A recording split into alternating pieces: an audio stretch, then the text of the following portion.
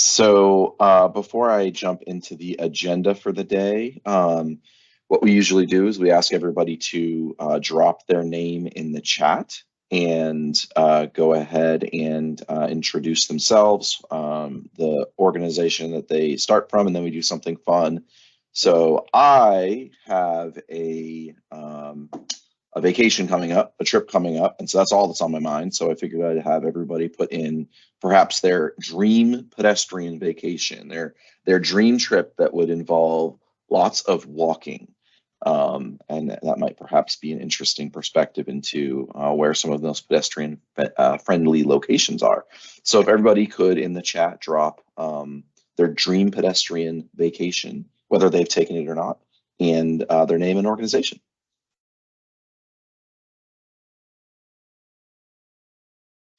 And Odie, I see that you've raised your hand.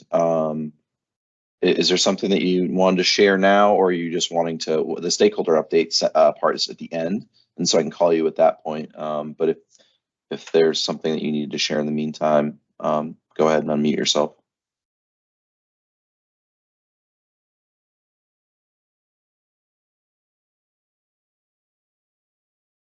I'm sorry. I'll share at the end. Yeah, we have the stakeholder update session at the end, so appreciate it. Thank you, appreciate it. Yep. So we have folks who are, we have some European cities, Bali next year. That sounds exciting. Tropical, I agree. That's a good one. Islands in the Bahamas. Santa Fe, New Mexico via the Rail Runner train from Albuquerque. We have someone leaving for Barcelona and Paris tomorrow. Exciting. So not the only one with travel in my mind. Machu Picchu, Glacier National Park. That's an awesome one. Jay mentioned his dream vacation is safe, walkable cities, Texas cities in 20 years. I think we can all get on board with that one. Camino Santiago in northern Spain. Walking in Cabo with perfect weather and delicious food is on every corner is Elizabeth's favorite. Peru, Ireland, Cirque Terre. What else do we have? Lake Tahoe. Scott White saying he'd just be able to walk in El Paso safely. I think that's fair. We'd all like to make sure that all of our own communities are safe. El Paso is one of my favorite cities in Texas, FYI. So that's great. I appreciate everybody, dropping their name and some ideas in the chat. So hopefully for those of us that are on trips, this gets us more excited. And for those of us that are planning trips, we have some pedestrian safe locations in the queue. So we'll go ahead and get started on the agenda. Laura, do you want to go to the next page? So today is going to be the final coalition meeting for this grant year. We're going to go ahead and get started with the next grant year starting next month. So we have a couple last items to do this year. I will share that we have let me just double check to make sure I get the date correct. I had it in my head and then of course I forgot it. We have a webinar coming up on September 27th on alcohol and pedestrian safety. So we've sent out some updates on that. So that's one other item that we have. And so today we're going to cover the Texas Pedestrian Safety Forum, give everybody an overview and a recap of that event. We're going to have a presentation from Jeff Warner from Texas A&M Transportation Institute about pedestrian safety and rail rights of way. Becky Walker is going to give us a brief overview of some pedestrian safety resources from NHTSA. And then we have our roundtable discussion of events planned for Pedestrian Safety Month. It's coming up in October. And then we're really quickly going to provide just some updates on next year's grant for the Pedestrian Safety Coalition. We do have one new activity that we're really excited about. So we'll share a little bit about the upcoming activities and then do our stakeholder updates. So with that, I'll go ahead and transition to talking about the forum recap. So I think that we had an excellent forum this year. It was really nice to be in person. We had about 232 registered and approximately 200 that attended the event. Feedback has been generally very, very positive. Most indicated that the forum was extremely useful and that the presentations addressed relevant pedestrian safety issues and solutions. We have some suggestions for presentation topics, and actually on the next slide we have a little bit more of a bulleted list, so you can go to that, Laura. But the one thing that I wanted to share was just for those of you that are in attendance today that presented, I do see a couple, probably 3 or 4 right off the bat. Thank you, thank you, thank you. Wonderful, wonderful presentations. We really, really couldn't have done it without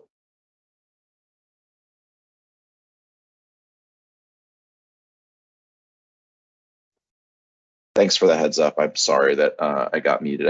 I didn't see that I got muted. So just again, wanted to thank all of our presenters. You know, events like these, we rely on folks donating their time. And the one thing that I just wanted to share is I don't know if folks realize just how much time goes into these presentations, because we don't ask our presenters to kind of do canned presentations. We typically meet with our presenters once, often twice before the event to talk about what's really important to the coalition, kind of ask them, you know, what's the work that you're doing, and make sure that it dovetails and make sure that their presentations are really speaking to, you know, the important topics to this coalition. And so they put a lot of time and energy into making sure that their presentations are well received. So based on the feedback, it sounds like they were, but I really just want to say thank you from the bottom of our heart here at TTI. We appreciate it. So forum topic suggestions, more information on child safety and what we can do to keep them safe, influencing local elected leaders, updates on USDOT SS4A grant applications and decisions for the future schedule for additional NOFOs, more about mid-block crossing issues and the consequences for communities, more from the law enforcement community, presentations from advocacy groups for vulnerable road users, outreach and education activities that work, crosswalks, safe pedestrian crossings, connecting with community groups, application of diversity, equity, and inclusion, youth pedestrian safety data and initiatives, changes in law and policy, pedestrian safety and practice, pedestrians at innovative intersections. So a lot of this stuff is stuff that we've covered and will continue to cover. If you have any ideas or thoughts right now, please drop them in the chat. We'll talk more about this at our upcoming coalition meetings, but this is kind of one of the items that were mentioned on our evaluation sheets. And so we'll be thinking a lot about these topics in the next couple months as we start to plan for next year's forum. So again, if you have any thoughts right now, please go ahead and drop them in the chat. We keep a record of all of this, and it's our starting point. So if there are any burning topics that we haven't gotten to, or you think we need to kind of continue to dive into, please go ahead and drop that in the chat. But again, we will circle back and talk more about this at our meeting, likely in November. We always hold our first coalition meeting of the new grant year in November, so we'll dedicate a little bit more time to that. One other item that I wanted to share was the approach that we have to, you know, so first of all, the event is free, and we're very proud that we are able to present the event, provide the event free of charge. And, you know, TxDOT is obviously very supportive of that, and we do not want to put up barriers. However, one of the challenges that we've been facing is that we get a no-show on the day of. So I think that the 232 and the 200 sound pretty good. I think we had a lot of folks, a few extra folks show up that hadn't registered, which is actually okay. I think the last time I checked, we had closer to 240 something registrants, but long story short, we did have we looked at about 30% no-shows on our registration list. And so we've been talking internally about how to address that. And we'll ask folks for more ideas again at our November coalition meeting, but I wanted to plant the seed. We've discussed perhaps asking for a nominal amount of money to help cover the cost of food for those that don't show up, because it's very wasteful, not only of the food, but of resources when we're paying for food and then not, and no one's eating it. It's something that doesn't sit that well with us. We've also thought a little bit about charging a registration fee, and then if you show up, you actually have it refunded. So if anybody has any experience with how to handle ensuring folks are, kind of honest and appropriately plan for events that are free. We've all been there. We've all signed up for something, and then in the week of realized, oh gosh, I just can't swing it, and it's completely understandable. But if we've in the past had about 10 to 20%, and we plan for that. This year was a little bit higher, and we want to continue to do these in person. We want to continue to provide food. I'm actually always very impressed with the Norris Center and how good the food is there. So we will circle back to this, but I wanted to plant the seed today. If anybody has any good ideas, we haven't quite figured out exactly how to address this. And I guess the worst case scenario, we could always just donate the food that's not eaten, and that helps kind of make it feel a little bit better, but I'm not really sure how that would work with hot food. So to that end, if you have any ideas, please let us know. So next slide, Laura.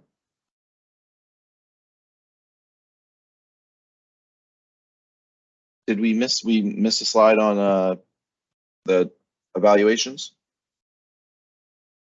Oh, right here. So just wanted to point out that we had overall very strong session ratings. All of the ratings were mostly extremely useful and very useful. We did have a couple folks indicated that the getting to 0 was not at all useful.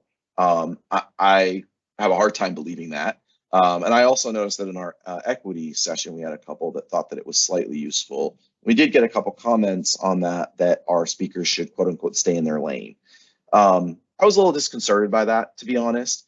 I wanted to open that up for the folks here to see if anybody had any thoughts or comments on any of the sessions, but just to make the statement that from our perspective here at TTI, and certainly working with TxDOT, we think it's important that we talk about some of these heavier issues, and we recognize that with some of these heavier issues there's some division and there's some differences of opinion. And I think that from the pedestrian safety perspective, obviously we all have a singular goal of eliminating and reducing, eliminating serious injuries and deaths.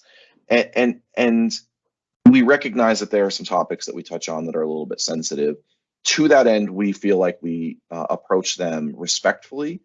And our hope is that our audience, our attendees at our forums, at our webinars, our coalition membership will also approach individuals who don't necessarily espouse the same beliefs or the same opinions that they do in a respectful manner. And I'm not saying that didn't happen here, but I was a little bit bummed to see some of these lower ratings. So I just wanted to make that point that, we'll continue to tackle these tough topics. That's the job that we have in front of us. And we don't accomplish anything by sidestepping some of these tough conversations. That said, I do want to make sure that we all continue to be respectful, which I believe we have been.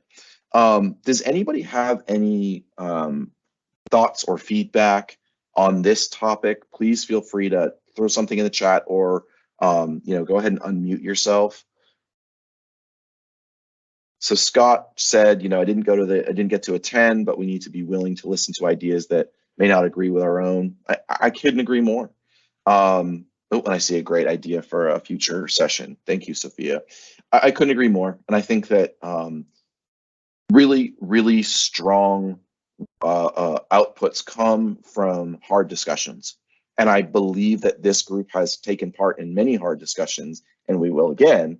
And good outputs have come from those. So we'll continue to do that. Any other last? Yeah, go ahead. I'm curious if there's any commentary that accompanied the survey result that might explain why a couple people felt like it, especially the getting to 0 session wasn't effective. And then I guess the commentary, just that one of the things that Denton presentation showed is that there was people even in the city of Denton who's adopted Vision Zero as policy who were not bought into it yet. So I do think it's something to be expected that it's and may be helpful to know that we even amongst that what we thought was sort of our tight knit audience, we have some doubters. Thank you, Matthew. Yeah, so I think that's part of our job is to continue to bring folks under the tent. There was no input, and Laura, if you can confirm this, there was no input on the Getting to Zero session as to why we had a few folks indicate that it was not at all useful or relevant. Laura, can you confirm that? Yeah, I think that's what I remember. I don't remember a specific comment that indicated why on that one. Okay. So I can say from the Incorporating Equity and Transportation Planning, there was comments about that session and another session that discussions about policing were quote unquote not in their lane. And I disagree. I think that policing enforcement is extremely relevant to pedestrian safety. And I think that our speakers spoke respectfully. And I think that this is a conversation that we probably should have next year. Those of you that attended previous events where we discussed kind of, we called them, our hard topics. We talked about, kind of crash, not accident, the kind of the discussion and the way that we communicate about making sure pedestrians are seen, making sure we see both sides of it. So I think enforcement's an important one. I don't think anyone in this group, in the coalition at large, isn't extremely respectful of and appreciative of the work that that our law enforcement community does. But it's a tough topic, and I think that it has impacts on pedestrian safety, and we need to be aware of those, especially as it relates to equity. So to that end, we'll move on, but I just wanted to let the folks know that we do take this input and think about it and have internal discussions about it to make sure that we are, working to meet the needs of the coalition, tackling the tough topics, and making sure that we address these topics respectfully. So if anybody has any thoughts, even that they want to just shoot an email to me or Michelle, please do so. We want to make sure this continues to be an open dialogue. So with that, we will be planning for our next coalition, our next forum in probably August of next year again. It seems that August is the time of the year that is most what was indicated as most preferable. Thursdays in August. We will look to perhaps move and also do one in Houston.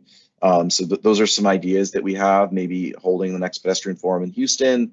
Continuing to hold it in August. But we'll ask more in our future in our next coalition meeting and kind of have a more of a workshop where I'll kind of force folks to talk more. But for today, we'll go ahead and move forward. But we're excited. We think that there's a great event. The input, the communication, the speakers, everybody was great. So thank you all for attending and presenting, and we look forward to future events. Thank you, Elizabeth. I see your note there.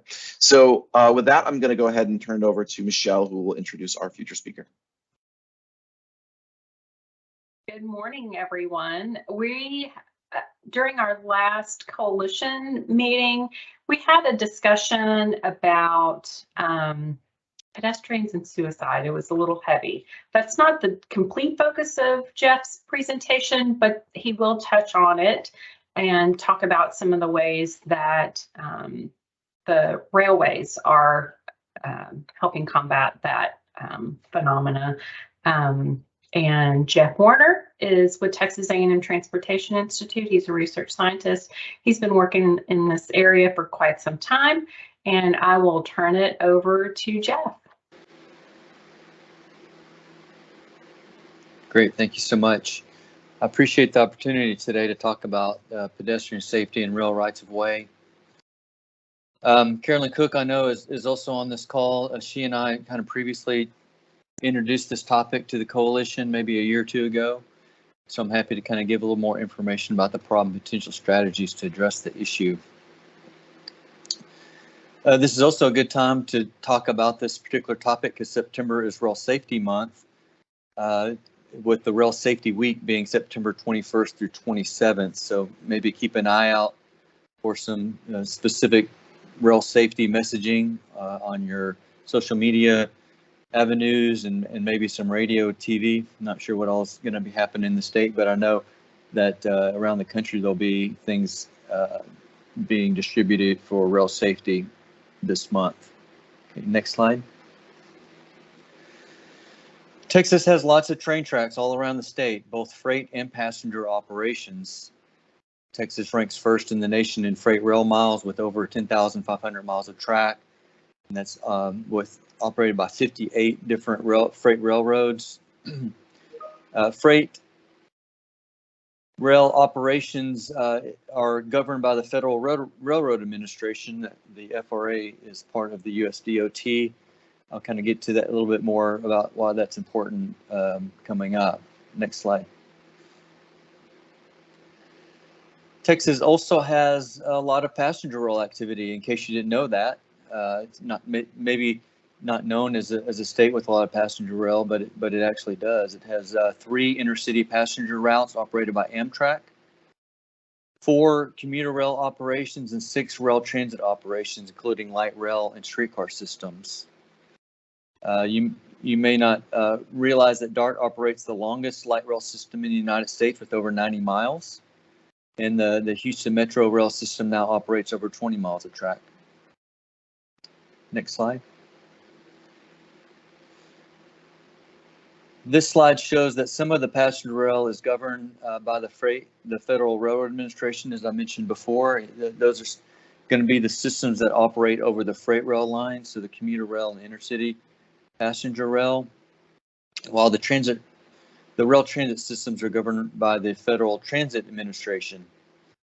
This slide also kind of gives you some examples of what the different types of equipment look like.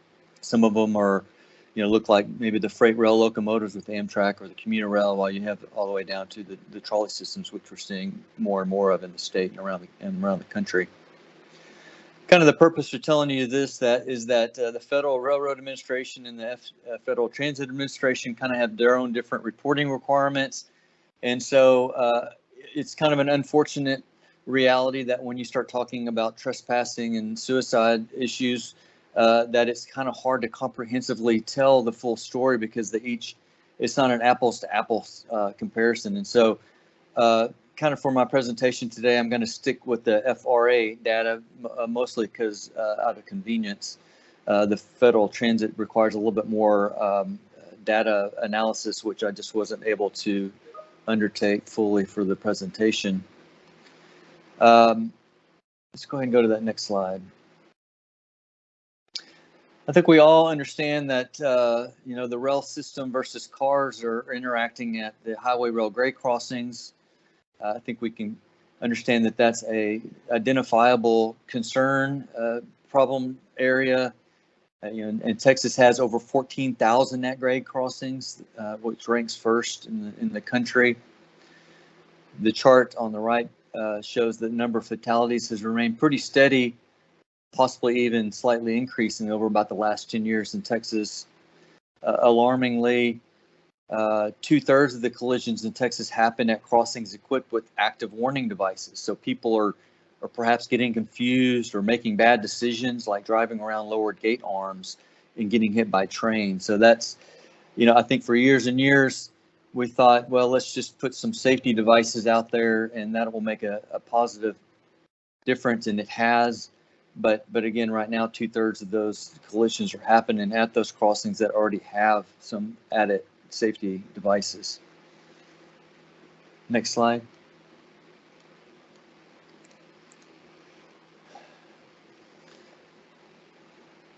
But what we have seen is that the level of collisions that I presented on the last slide is kind of a recent trend. The reality is that grade crossing safety has actually dramatically improved since the mid-1970s.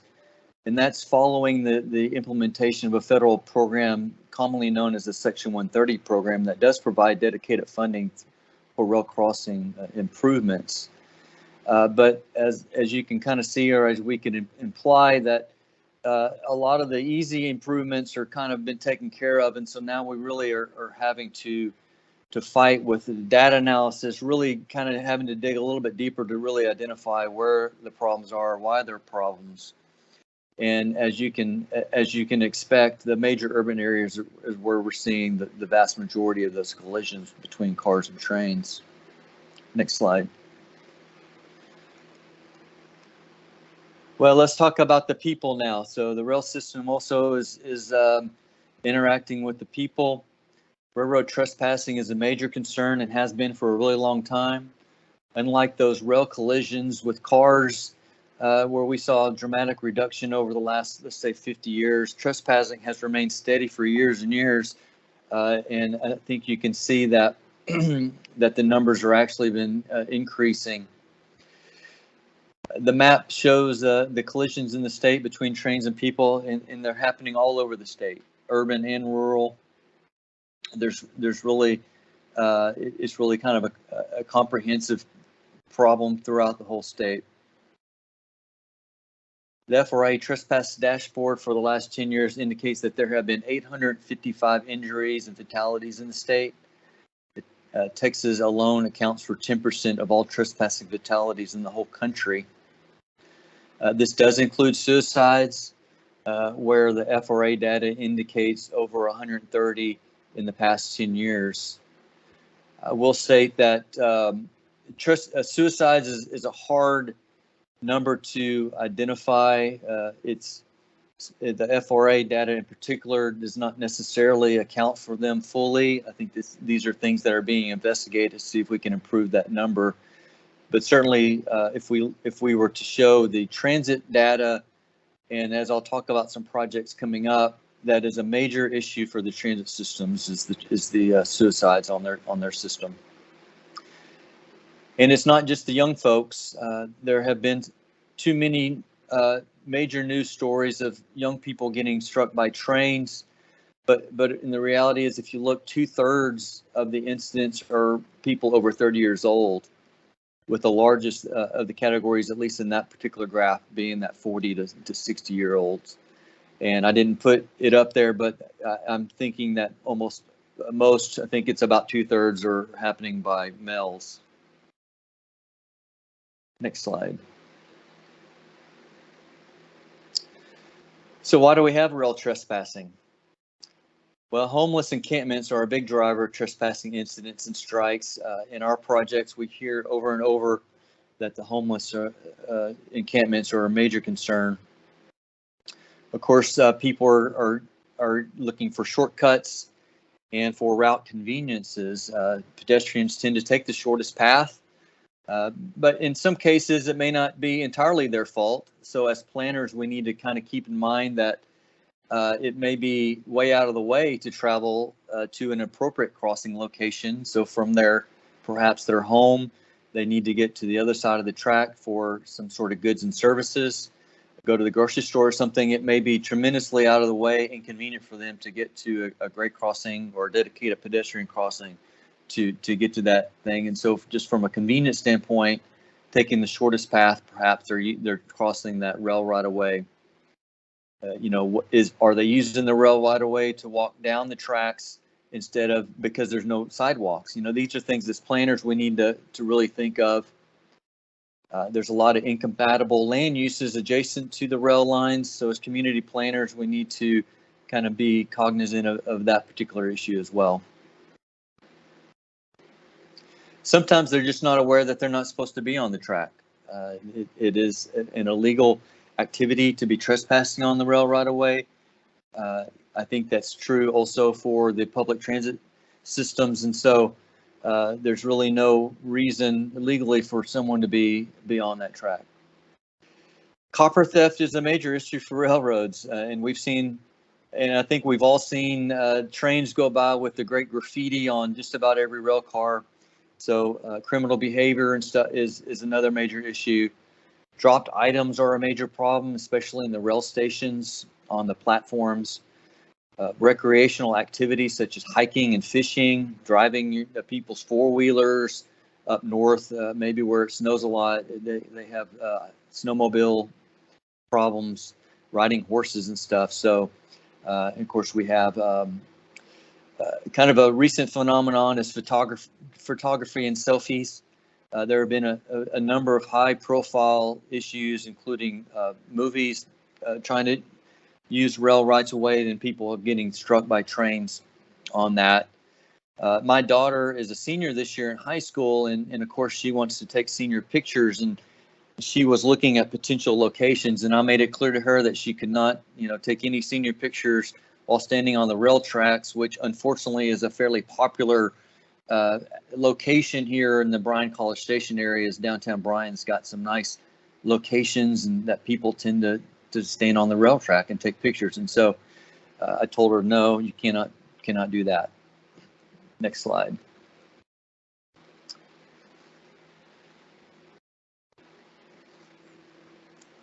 So where are they happening? We talked about a lot of these already. Grade crossings are a major catch-22.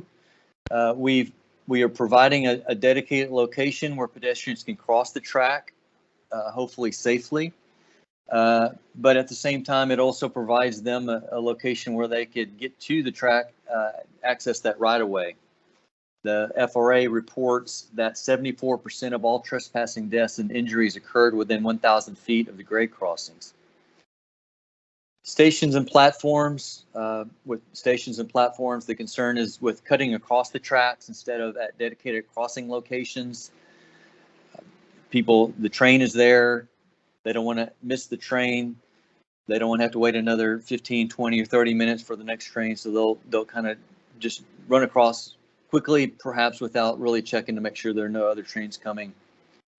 As I mentioned before, dropped items are a major problem with track platforms.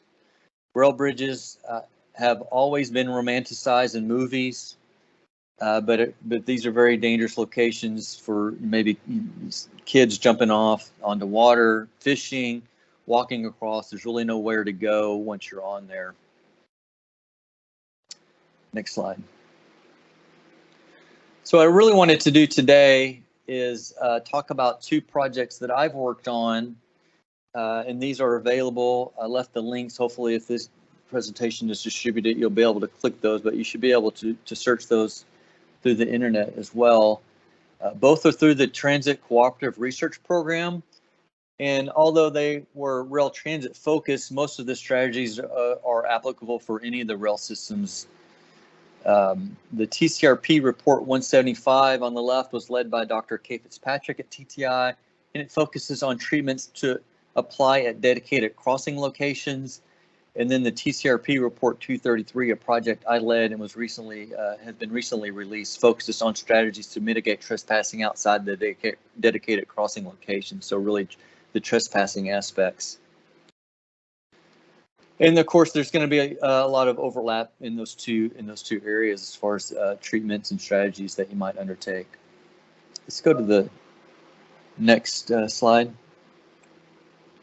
Again, hopefully you'll get this presentation, but these documents will fully talk about all these things, and so you don't necessarily need to start jotting down things here. But these next couple of slides, I'll kind of go over the treatments that were included in each of those reports. And TCRP report 175 includes 34 identified pedestrian treatments used at rail crossings.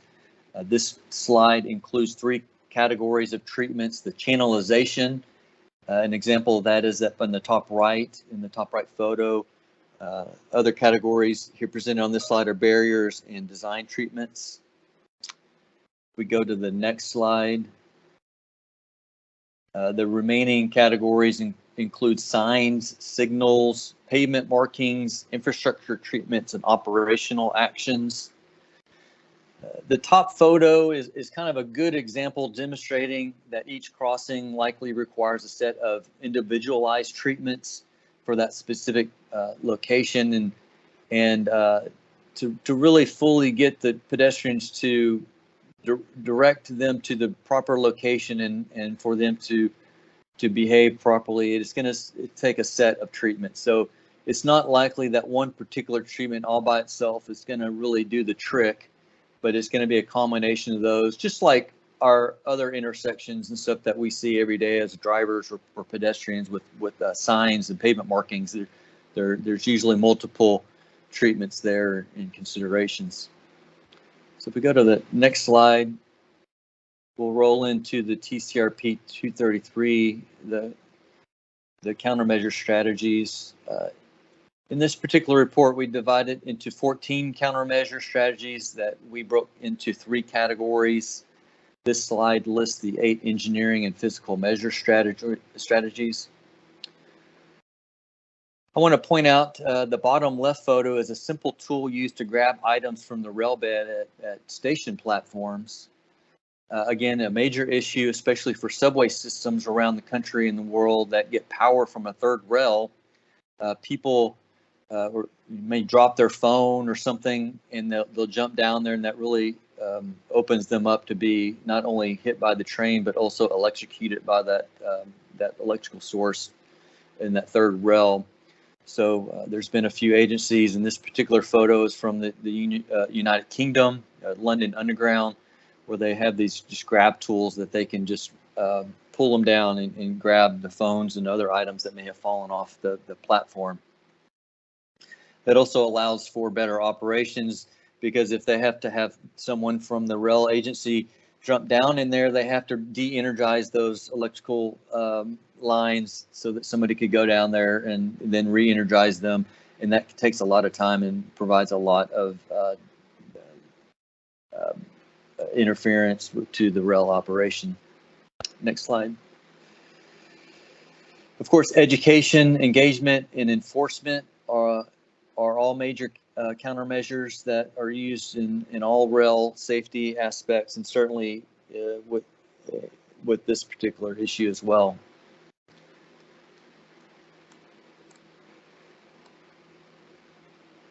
Let's go to the next slide. One of the, I wanted to kind of go through and kind of conclude my presentation with some examples of technologies that are being used to monitor and detect trespassers. This is kind of a big topic right now. I actually have another presentation coming up later this afternoon talking about this particular topic. So I wanted to kind of address it with you guys here as well. As you can imagine, there are a lot of agencies looking at technological solutions to assist their efforts to reduce the impacts of trespassing on their systems. But there are pros and cons of technology. And the pros include providing advanced warning and verification of trespassers. They can also assist with identifying problem areas or behaviors. Major concern with technologies we heard is false positive.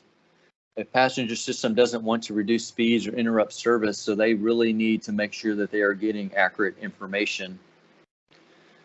You know, if you look at, let's say Texas has a small commuter rail operation where they have a train that comes through every 30 minutes in peak times and an hour in off-peak times. You know, a little bit of an interruption is not going to be tremendously impactful on a total time distance, but a major system like a dark light rail where they've got trains after trains after trains, if they decide that there may be a trespasser out there, so the trains need to reduce speed, which is often the case, then that really impacts their overall system and really starts backing up not just that train, but all the trains that are behind it. And so it's important for them to fully and accurately understand if there is a risk out there. So then what are they going to do once they get all this new data? You know, who's going to deal with it? Who's going to respond to it? These are big questions that agencies have to ask themselves. Like most of us, they don't want to have to add a bunch of new personnel. So, you know, can the technology assist them with information with that can allow them more capabilities without more people, or is the technology going to create issues for them where they need to actually hire more people to handle the new information?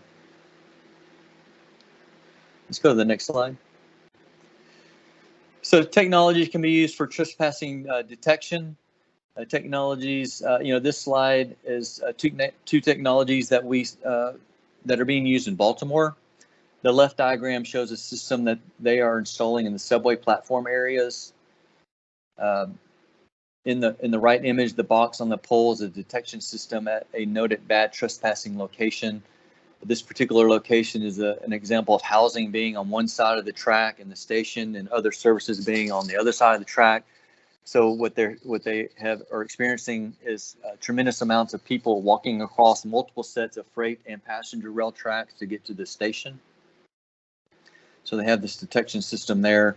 They're looking to actually build a pedestrian overpass to better accommodate these types of movements in the future. Let's go to the next slide. This is another system. This one is in the Salt Lake City. Within their system, and Salt Lake City operates both light rail and commuter rail.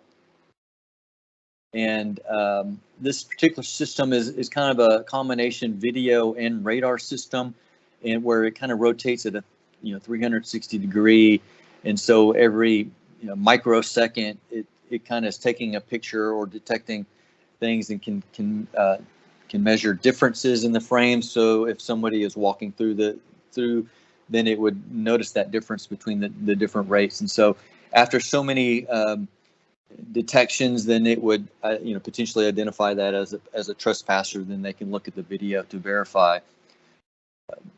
So I think that's kind of an innovative new approach that they're looking at there. So let's go to the next slide.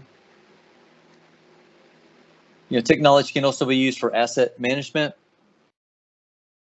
This is when we talk to DART, they're using high resolution cameras and artificial intelligence to detect issues along the right of way, such as open gates and fallen fences. It could also be used as to identify trails that are used by trespassers, such as the one on the bottom right. So this would be something that they would use the artificial intelligence. So they go through a couple times a month, and they can compare against the previous runs to see if there's changes to identify potential locations for trespassers. Let's go to the next slide.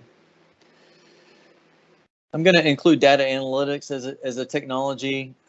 It can be very helpful in identify trouble locations.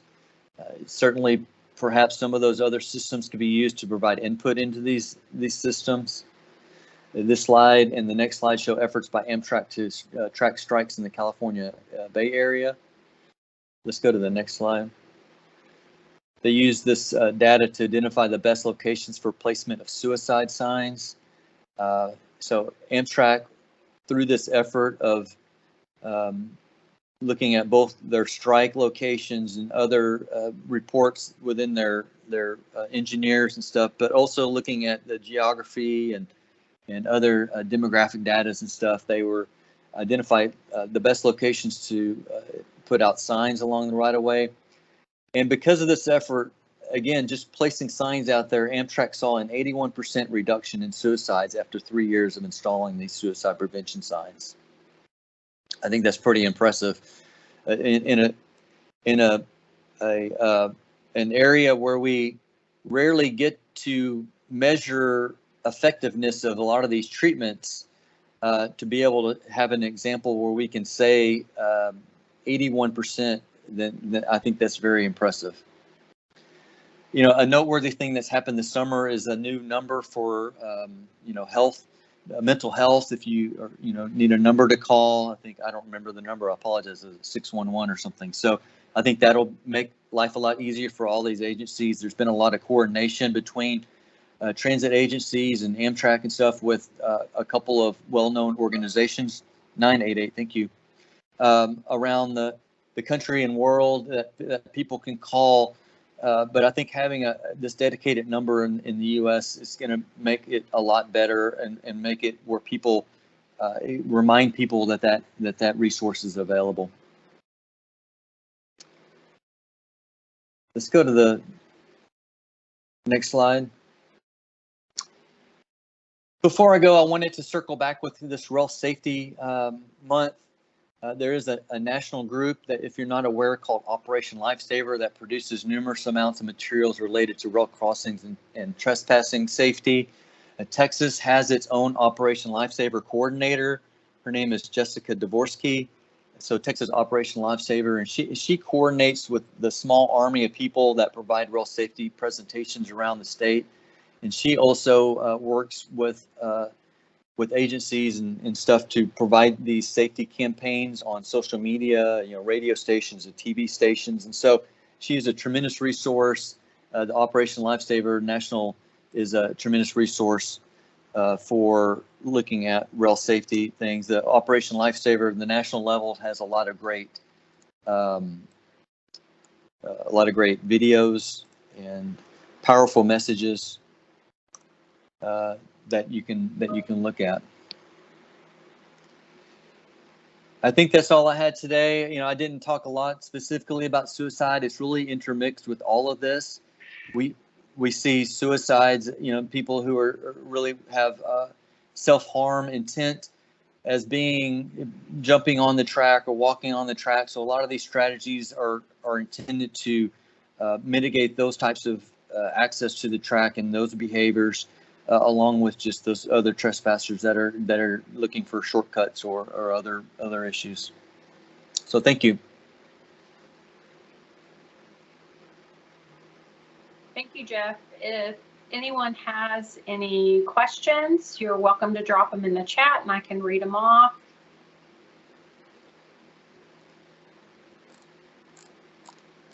No questions?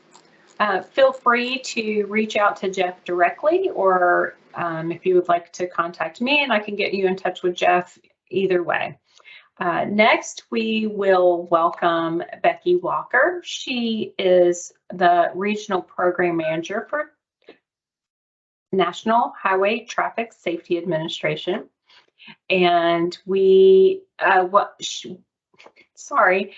she was at our forum, and she's here today to help us kick off National Pedestrian Safety Month. It's in October, and she will be sharing some resources that we can use.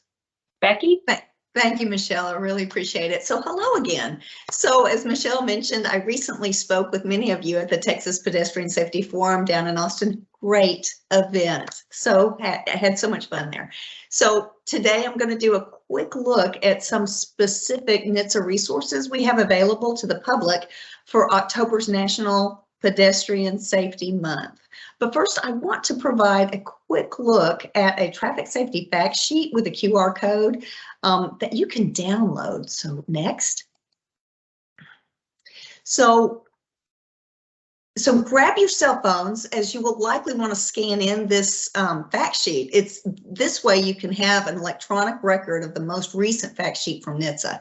As much as I'd like to give good news, unfortunately, when it comes to our early estimates for the first quarter of 2022, simply don't have a whole lot of good news there, guys. Nationally, we lost an estimated 9,560 people in only the first quarter of this year. This represents a 7% increase as compared to the projected fatalities in the first quarter of 2021. For Texas, we lost an estimated 1,071 people in that same time period, that same first quarter of the year. This represents a 5.6% increase as compared to the same period in 2021. So in this year's first quarter, we didn't increase as rapidly as the rest of the nation, but we are still going in the wrong direction. Next slide. So here's what we published for the National Pedestrian Safety Month. This resource guide is extremely timely, and notice the QR code.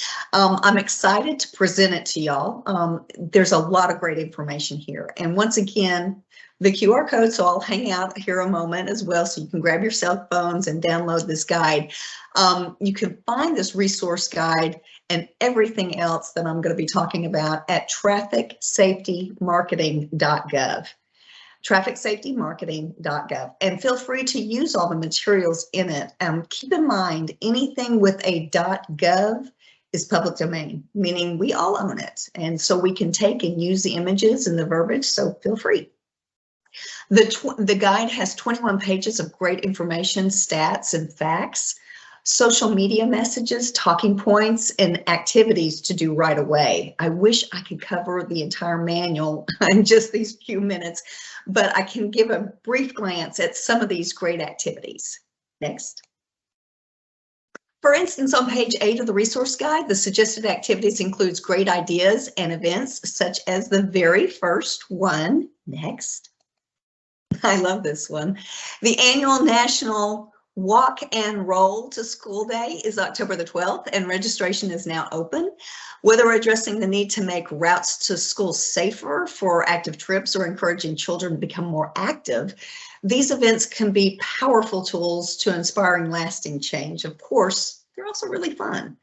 And this is just only one of the suggested activities going on. There are many more, such as promoting safe routes to school, stepping out as an older adult. I remember that even in the chat, people were talking about, hey, what about older adults? What about that? There's a pedestrian safety lanterns walk. That sounds pretty cool. And then a white cane awareness day on October the 15th. So yes, folks with special mobility needs as well. So next,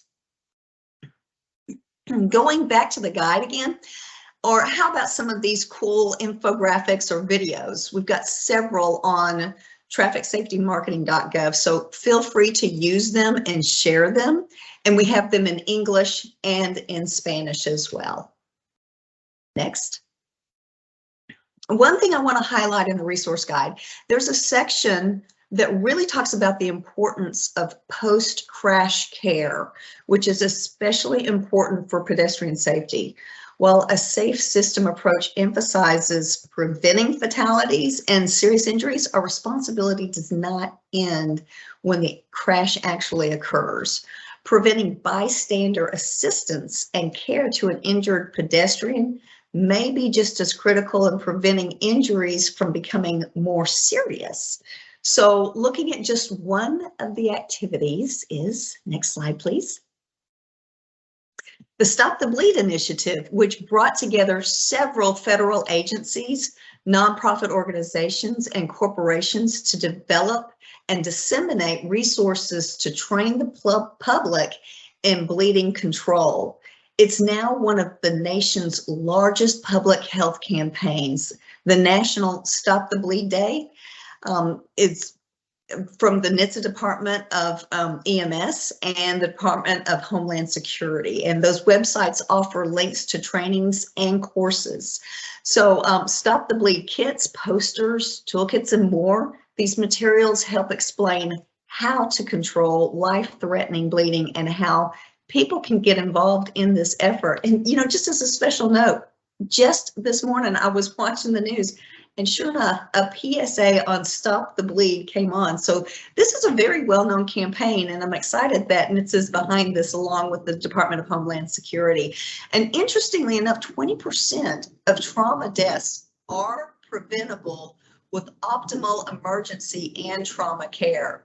So be the care before care arrives. If you see someone injured by a vehicle, stop, call 911, and stay until that very crucial and important help arrives. So next slide. And I would be so remiss if I didn't mention our successful strategies for a Safer Texas event. This will be my final slide. And so I want to allow everyone time to grab those cell phones again and scan in that QR code to get registered for this event. For those of you who are keeping up with it, just yesterday, we finished up the second of 3 virtual events. Our next event is October the 6th. And here is your chance to get registered. We're continuing to bring together safety professionals from all walks of life and presenting practical strategies to strengthen our highway safety programs and save lives. And of course, this absolutely includes pedestrian issues as well. So on this 3rd event on October the 6th, we'll gain commitments for actions that we can all take to make Texas's roads safer. So with that, that ends my presentation, and I'm happy to take any Q&As. Thank you so much, Becky. Does anyone have any questions? Please feel free to drop them in the chat. Any chance someone can paste a link for the event in the chat? And then, of course, my email, if you want to email me something, Rebecca.Walker rebecca.walker, WALKER @dot.gov. Okay, that includes my presentation. Do we have the link for the QR code? I'm sure that we can upload that in the chat, so Yeah, be let happy to me, do I that. will work on that and get that in the chat before the meeting ends. So Wonderful, thank you. Laura's doing it. Well, Jay's on his phone, so he can't quite scan the code yet. Oh, thanks, Ben. Thanks so much. All right.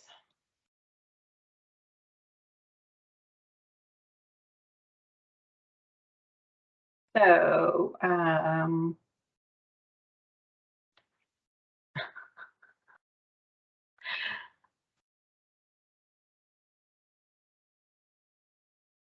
so October is Pedestrian Safety Month. I know it says Ben's name here, but apparently my slide didn't update when I made the change.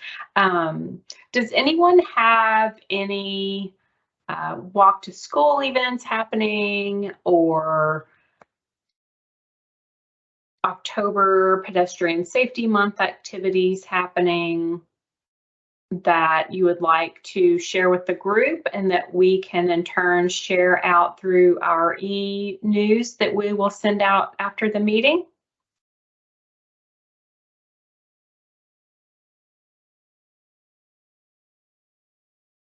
Michelle, this is Elizabeth. Do you want me to, I can give that information now if now's a good time Yeah, sure. on the tech side.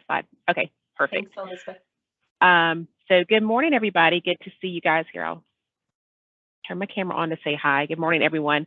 I wanted to thank Robbie Smith. Robbie Smith is one of the program managers here with TechSot along with me. And Robbie actually manages our Be Safe, Drive Smart campaigns. And so she provided some really good information. She works with Sherry Matthews Group, Gwen Williams, and we just finished coming off of our pedestrian safety summer campaign. And we did a couple of stops in September. So if I can, I'm going to share my screen. We just have some of the stats to show how successful that was. So let's see, you guys should be able to see my PDF over here to the left. But we did a campaign in September. It started September 6th and went through September 10th. And I think there were 6 stops on the city. Most of them were the major cities: El Paso, Houston, Dallas, Austin. But these are just some updates from El Paso. They had a really good outreach, and so they've been doing a lot with the walking billboards. And so these are just a couple of pictures. They did it at close to the airport, I know was one of their stops, but they did actually have a lot of impressions that day, did a lot of direct interactions, a couple more photos here as I scroll down. But so the campaign has been going really well. So it's these walking billboards right here. It goes really well. I've seen it in Dallas, and it really does catch people's attention, especially those that are pedestrians. So wanted to share some of that information with you guys. And then also, we're gearing up, of course. Thank you so much, Becky, for giving us all the information about the upcoming National Pedestrian Safety Month coming in October.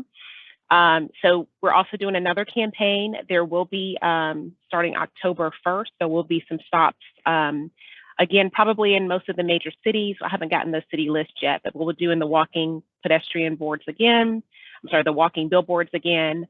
Also, there'll be a lot of other media ads, that kind of thing that's going on for pedestrian safety. But also wanted to mention, again, the National Walk and Bike to School Day. I have been getting a lot of requests from elementary and middle schools around the state for those that needed information, also needed a little bit of the items that we do give out through TechSot. We do have limited items available. We do have some of our Safe Route to School items that are also still available. So if there are any organizations or schools that may be in need of some of those items, we have bookmarks and flyers and things like that. We'll see what we'll be able to get to you guys before that event. And I believe that National Walk to School Day is that first Wednesday in October. I believe that's October 4th. So definitely looking forward to that. Definitely looking forward to all of the events that are going on. If anyone is having any specific events at schools or different community events, definitely would love to know, and we'll try to get some of our traffic safety specialists out to those as well.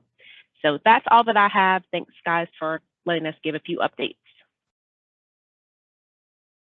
Yes, that's great. Yeah, if anyone has any walk to school events, please feel free to share them with us, and we will get the information to Elizabeth, and we'll also share it in our follow-up correspondence to this meeting. Next slide. No, not the right slide. So really quickly before we jump into the stakeholder updates, I'll go ahead and just give a brief update on our upcoming grant year. So thankfully, we get to go ahead and lead the Texas Pedestrian Safety Coalition for another year. As you all know, we have to apply for grant funds, and fortunately, our colleagues at TxDOT continue to support us in this endeavor. So next year, we're going to be continuing with the existing activities that we conduct. We do 3 to 4 meetings. We typically try to do 4. Just as an FYI, we're actually scoped to do 3. It just depends on the timing and all of the other activities. This year, we actually only held 3 meetings. Next year, I believe we will plan on holding 4 because I do think that these meetings are a really important touch point for the coalition. But again, we have a lot of activities, so we'll continue with our coalition meetings. We'll continue with our webinars. We'll be conducting 3 webinars next year.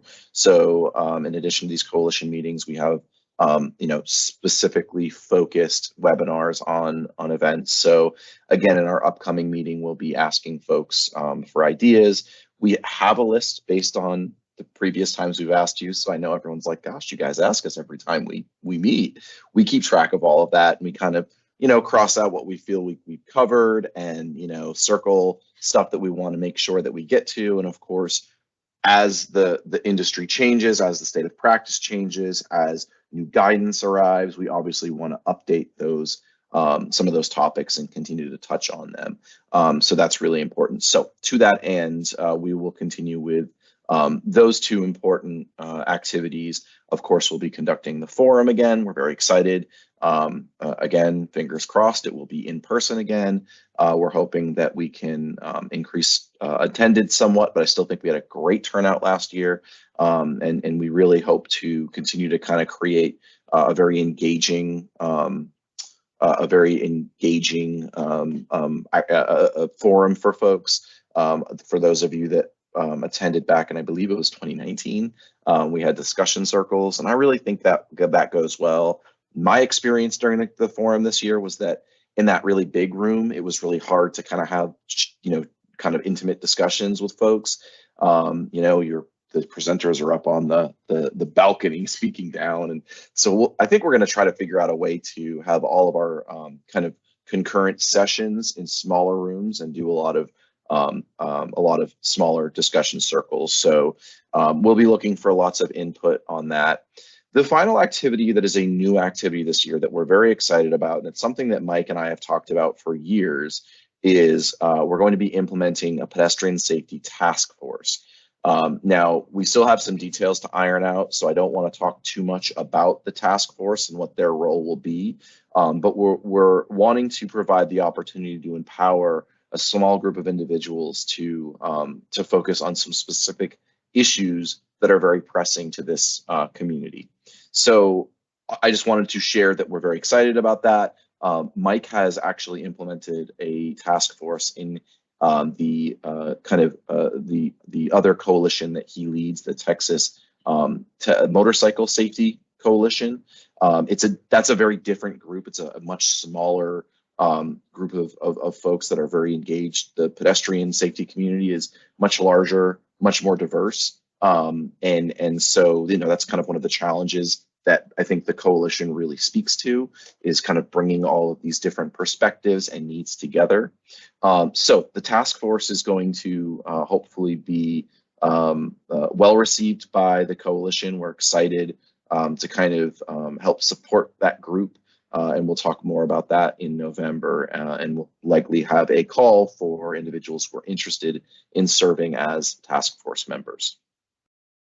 So any thoughts or questions? I know that in terms of the task force, there's not a lot of detail. Again, we want to wait until we've kind of agreed internally on exactly what the scope of that group will be.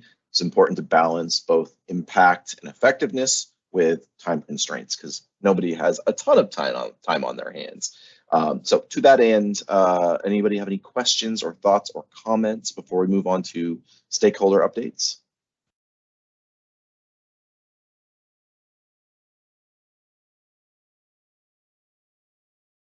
So there's one question from Odie Dancer. How would a task force impact small organizations trying to build? I don't think that it would impact it at all. The task force will be focusing on developing resources and providing empowering individuals within our coalition to, again, be impactful. I don't think that there would be an impact on small organizations. Odie, do you want to unmute, maybe provide a little bit more context? I'm curious what maybe you're thinking about. And as Mike said, we'd look to gain direction from those groups, certainly. Yep.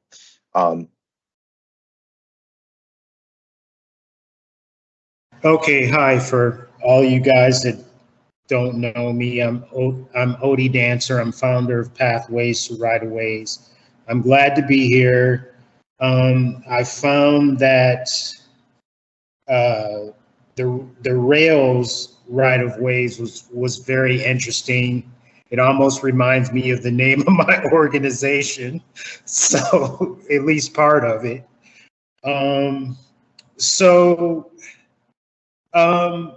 I guess my question would be, like, I know for me, like, a task force is that's,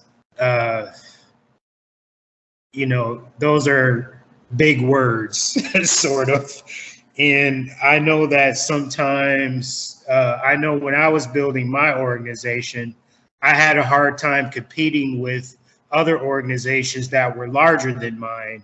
And, I had to kind of rely on them for certain resources, which depleted me of certain resources. So I'm not looking to get it in any way of that. I'm trying to build my organization, and that's it. Thank you for that. So yeah, I don't see any activities that the Pedestrian Safety Coalition conducting, including the task force, as being anything but supportive of all of the different groups that are very engaged in increasing pedestrian safety in Texas. This group is widely representative. We have folks who work for TxDOT, folks who work for cities, folks who operate as researchers, folks that work for our federal agencies. Then we have folks like Scott and Jay who work for advocacy groups that focus on supporting. They do a number of things, but one of the things that they're doing this next year is focusing on helping small and medium cities develop Vision Zero plans. So the point being, there's so much work to do.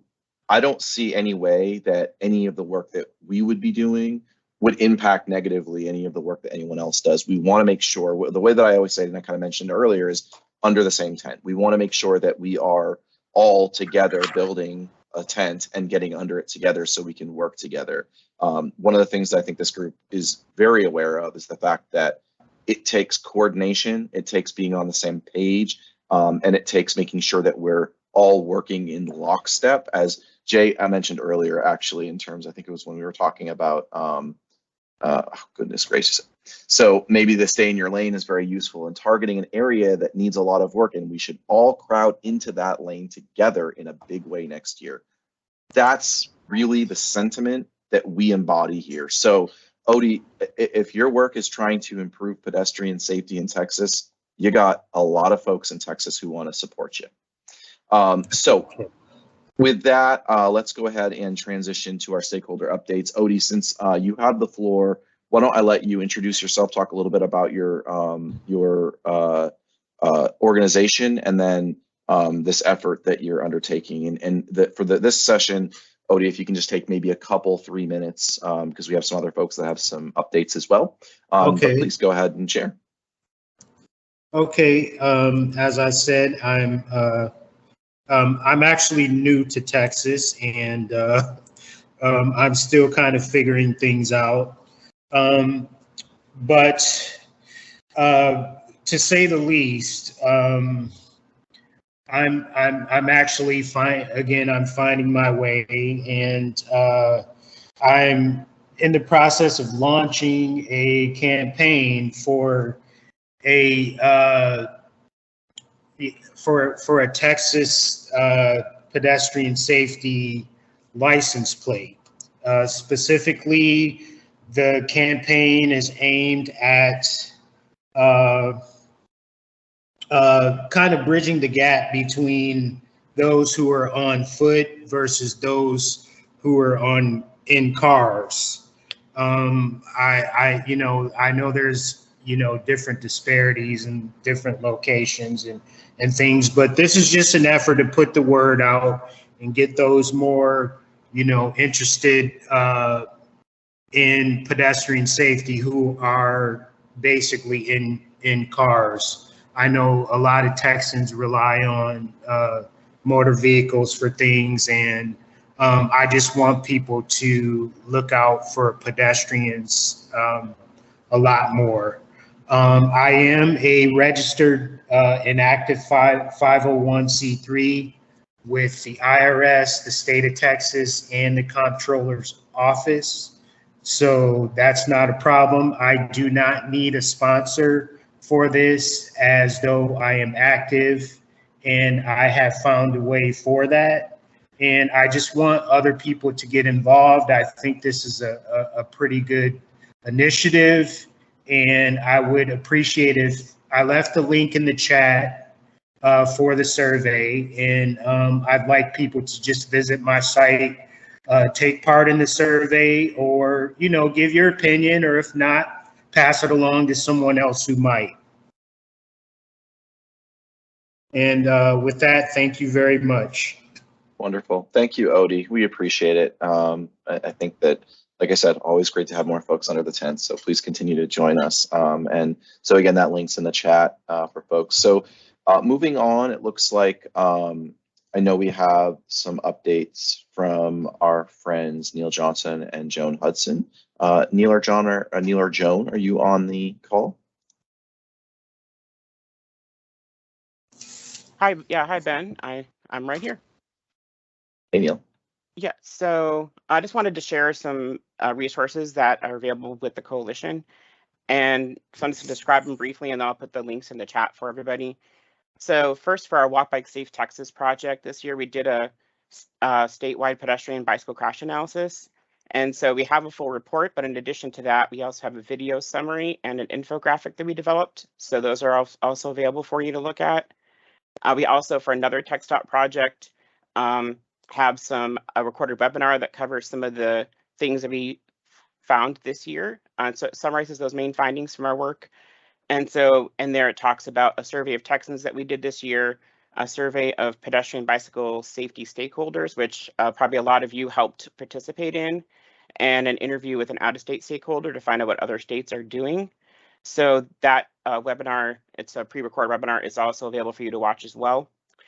And then, of course, everything is available on the walkbikesafetexas.org website. So you can download full reports there and all the resources that we have.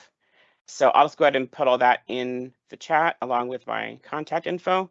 And I believe it's also going to be shared then in the email that'll come after the meeting. So thanks a lot. Thank you, Neil. Appreciate that. Yep, I think we're all very eager to hear what you folks have found. So I know the other update, and I was hoping that Al would still be here, but it looks like he had to take off. We had Al Alonzi on the call with us for the majority, but Al had emailed us asking us to provide an update on a new guide that was just released from FHWA. So I will drop the link in the chat. So in an effort to improve pedestrian safety for pedestrians and bicyclists accessing transit, FHWA and FTA have released a new guide, which includes a variety of approaches to address common safety issues that are likely to arise near transit stations, bus stops, and other places where transit, bus or rail, is operated. So the new guide provides agencies with a thorough look at these considerations. It sounds like the link has been dropped. I was looking at the whole blurb. Words on the chat are so much better than my droning on. So that link, I have looked through that guide. It's excellent as always from our friends at FHWA and FTA. Glad to see this topic, and it dovetails quite nicely with the input and the discussion that Jeff led. So thank you for that, Michelle, and I'll please go ahead and check that out. Now, is there anybody else that has any other stakeholder updates that they wanted to share? That was all that we had had gone ahead and identified before the meeting.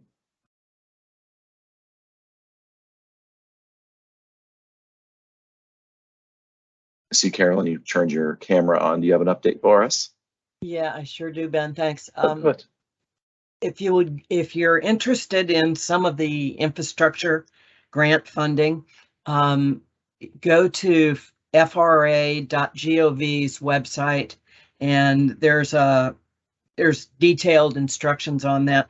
Right now, there's 2 grants. One was is part of the infrastructure grant, and but it could include such things as pedestrian pathways near railroad crossings. Then there's what they call a CRISI grant. I think that's Consolidated Rail Infrastructure Grant. That could include fencing near railroad grade crossings. So those are quite a bit of money. Never before have we had this kind of money. So I just encourage people to try and see if they have projects that might fit some of those grants. So thanks. If anyone has any questions, Jeff can definitely get you to the website. I can as well, but I think you've got Jeff Warner's information right now. I believe, and I just dropped a link to the grants and loans page on FRA's site. Is that the correct site? I think that will work. It's in that place, and also just directly on the homepage of the FRA's website. Okay. Yeah, I didn't see that. All right, thank you, Carolyn. If anybody has any questions, like she said, reach out to Carolyn or Jeff. Scott. Good morning, everybody. Got some good news to share from El Paso. Yesterday, the City Council just approved a resolution to move forward with developing a Vision Zero action plan for the city. And as I was looking at my email here, I just got invited to be a part of their committee that will be leading that. So yay for the city and for me. And the county just voted in support to provide funding as part of the Safe Streets and Roads for All grant application that our MPO is submitting. And so it looks like El Paso County, El Paso MPO, the city, and Doña County, which is just north of us in New Mexico, are all pushing for Vision Zero or safe systems approaches. So that's really good news for our region. Oh, that is excellent news. Thanks so much for sharing, Scott. We're so happy to hear that. Please let us know if there's anything we can do to support you folks. We have some friends out in El Paso, and certainly a lot of us here at TTI work a lot with our El Paso friends. As I've mentioned, one of my favorite cities, and we think that they've been doing a lot of great stuff. So I'm glad to see that they're continuing on that path. Really quickly, Chris Tabb mentioned that Angie Schmidt, author of Rights of Way, Race, Class, and the Silent Epidemic of Deaths in America, will be presenting at SWOMA in Round Rock, which is north of Austin, for those of you not in Austin, on November 7th. It looks like there is a link. So I believe that you could probably also attend that virtually. Chris, is that true?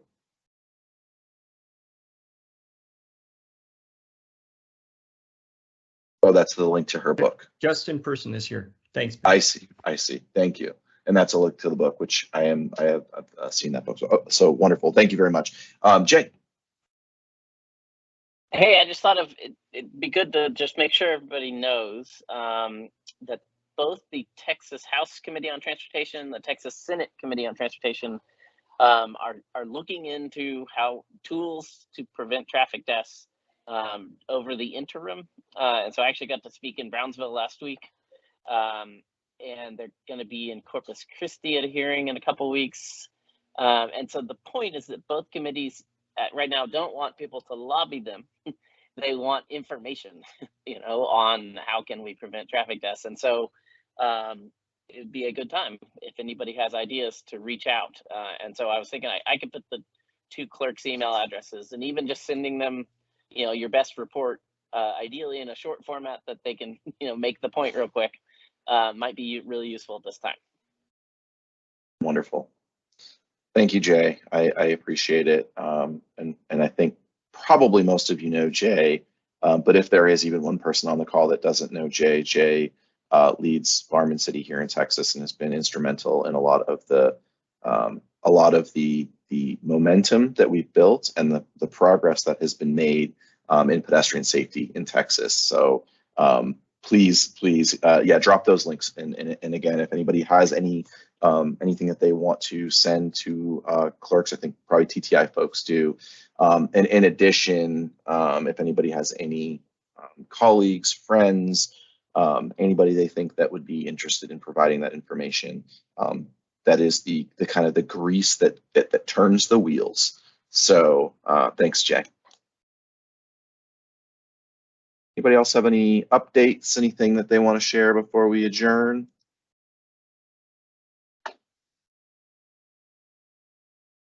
Okie doke.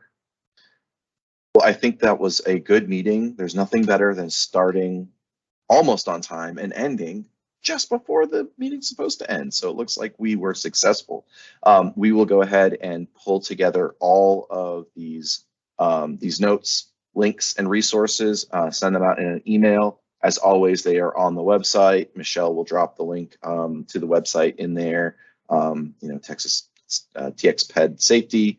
And other than that, we will send out information on our activities next year shortly. So in October, look for a save the date for a probably early November meeting. Get it in there before the holidays start. The holiday season always kind of shuts everything down. So we'll go ahead and get that meeting in early November and talk about all the new exciting stuff we have coming up. Thank you to everyone here and everybody who's been working so hard to improve pedestrian safety here in Texas. It means a lot that you joined us today and that you continue to kind of help us towards our goal of eliminating serious injuries and deaths in Texas. And with that, we'll go ahead and end the meeting. Thanks all. Take care. Thanks, everyone.